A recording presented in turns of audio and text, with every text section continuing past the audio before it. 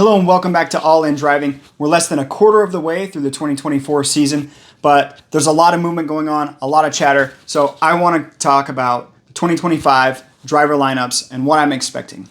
Now, I recorded this video a couple weeks ago actually, but never got around to editing it. Now that things are starting to move, I want to get it out and get my predictions up. So we already knew that 2025 was going to be a little wild. Most of the drivers are going to be out of contracts at the end of this year. However, everything really started when Lewis Hamilton signed with Ferrari.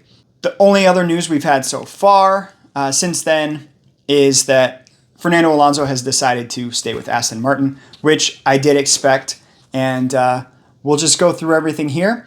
So here's the current driver list along with the final year of their contracts. There are a couple that are asterisk because they're under contract, but if the right team comes along, then who knows?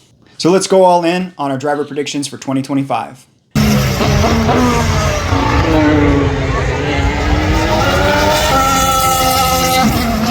So as you can see, there are only two teams that have their driver lineups completely secured for 2025. Now, that's McLaren with Oscar Piastri and Lando Norris, both set until at least 2026, and then Ferrari with Lewis and Charles Leclerc.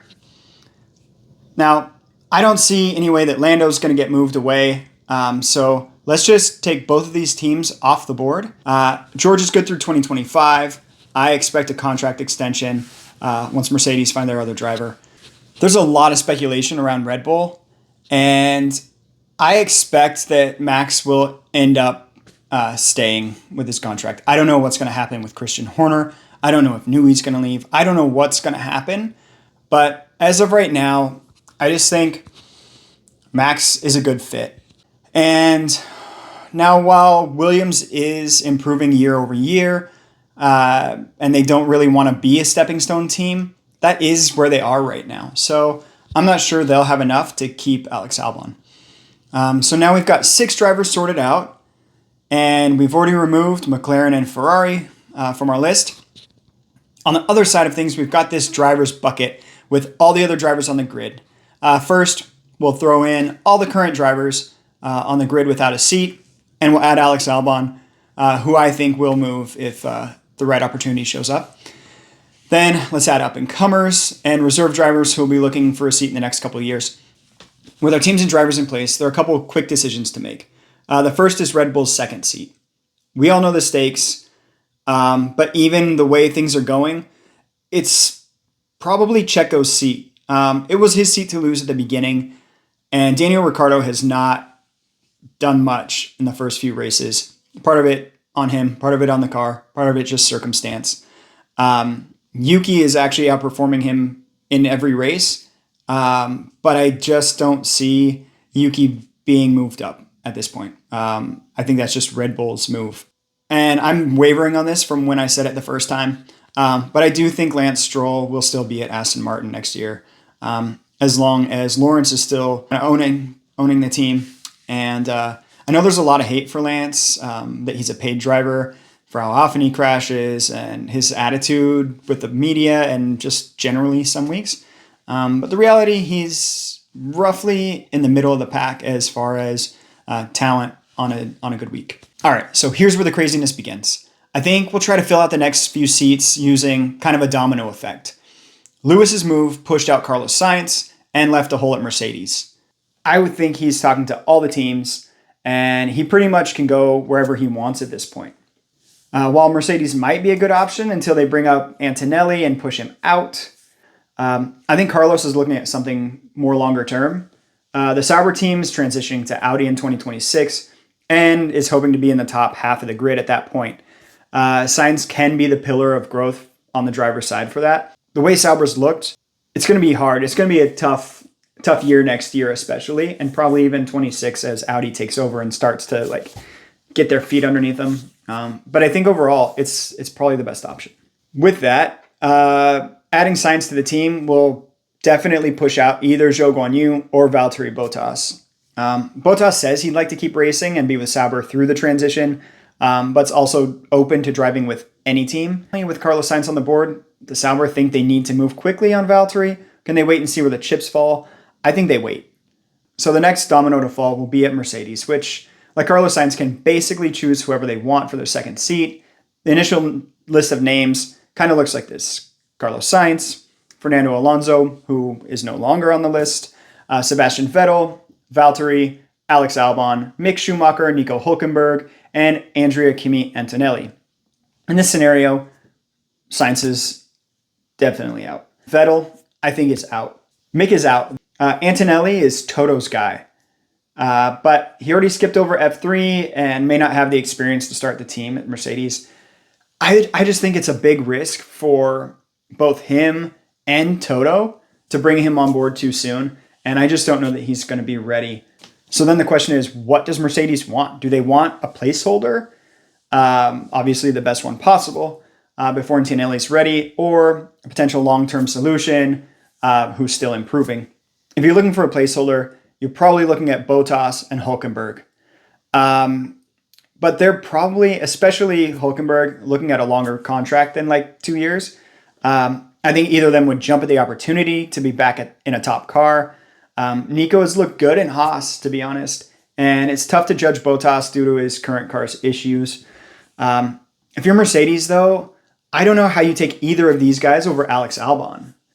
He's had a bit of a rebirth at Williams and good enough to challenge Russell. You know, you'll have to buy out his contract and potentially lose out on Antonelli, but I think the risk is worth the reward in this case. I've got a couple other quick ads. After showing in Ferrari at Saudi Arabia, Oliver Behrman has earned interest and his place on the grid for 2025. The most logical place is Haas, where he's going to be driving, doing test laps throughout the season. And the other person is Liam Lawson. I think he finally gets his chance as well after looking good last season when Daniel Ricciardo was out.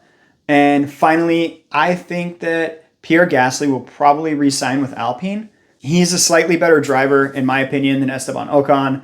And none of the teams that have spots left are really a step up from Alpine. I think they made the wrong choice with the car this year, and that kind of shows. But I do think overall they are a middle of the pack team. I think he deserves a good team, but we'll see where that goes.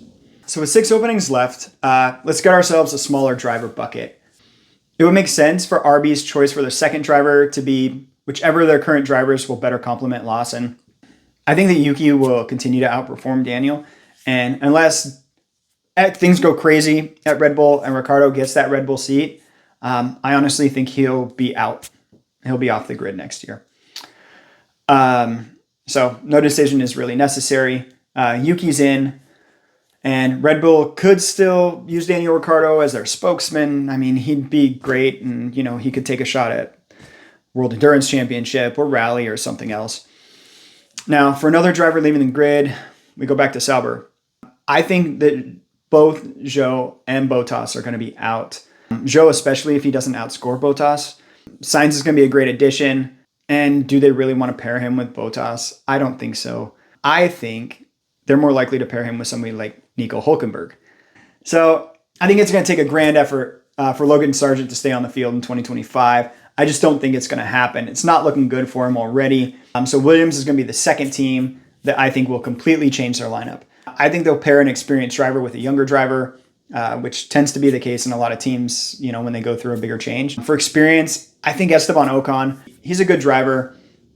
He's got a good story as well. Being, not from a rich family with a dad who was a driver. For the youth alongside him, the options are Mick Schumacher and Antonelli. Are either of them better than Logan Sargent? Mick doesn't really look like an upgrade, but Antonelli could be. There's a lot of hype around him, and Mercedes will want to keep him under their wing as much as possible. If he does get promoted from F2, this is where Antonelli lands. So now, one spot at Alpine and another at Haas left. And I want to take a couple more drivers off the board. Drogovic is currently a reserve for Aston Martin, is a great position for when either Alonso or Stroll leave the team or the sport.